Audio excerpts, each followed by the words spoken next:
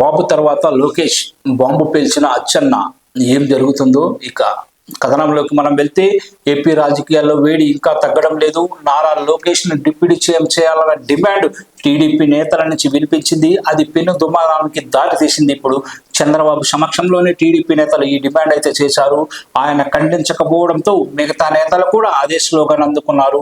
TDP వ్యూహాత్మకంగా దీన్ని తెరపైకి తెచ్చిందని జనసేన అనుమానించింది.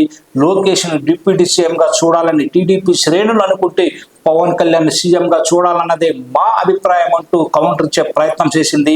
దీంతో తెలుగుదేశం పార్టీ ఒక్కసారిగా షాక్ గురై సైలెంట్ గా మారిపోయింది. పార్టీ శ్రేణులను సైలెంట్ పాటించాలనే ఆదేశాలు జారీ చేసింది.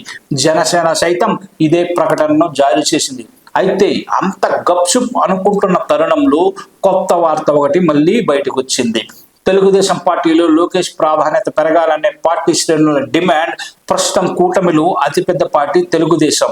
135 అసెంబ్లీ సీట్లు, 16 పార్లమెంటు స్థానాలతో కూటమిలోనే అతిపెద్ద పార్టీ తెలుగుదేశం. అటువంటి పార్టీలో లోకేష్ ప్రాధాన్యత పెరిగితే భవిష్యత్తులో కూటమిలో కూడా అగ్రస్థానం దక్కించుకుంటారని టీడీపీ శ్రేణులు భావిస్తున్నాయి. అందుకే తెలుగుదేశం పార్టీ వర్కింగ్ ప్రెసిడెంట్ గా లోకేష్ నే ఎంపిక చేయాలనే డిమాండ్ పెరుగుతుంది. అదే సమయంలో లోకేష్ నిర్వహిస్తున్న జాతీయ ప్రధాన కార్యదర్శి పదవి నందమూరి బాలకృష్ణకు ఇవ్వాలనే మరో డిమాండ్ తెరపైకి వచ్చింది.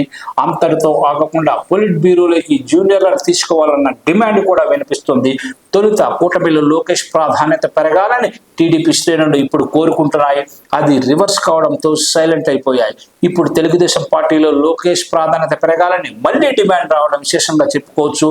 అందుకే ఇందులో ఎవరికి అభ్యంతరాలు ఉండకపోవచ్చు. ఎందుకంటే చంద్రబాబు తర్వాత లోకేష్ కు పగ్గాలు అప్పగించాలన్నది మెజారిటీ టీడీపీ శ్రేణుల అభిప్రాయం.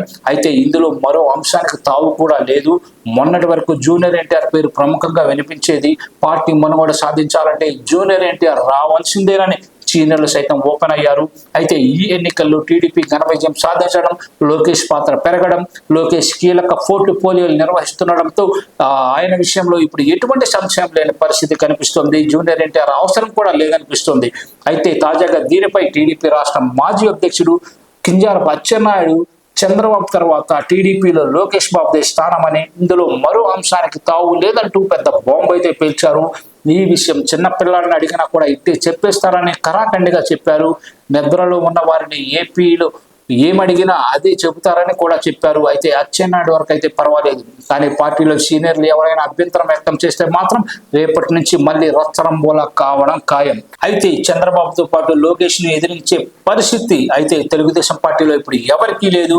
అయితే చెప్పలేం ఏ పుట్టలో ఏ పాము ఉంటుందో.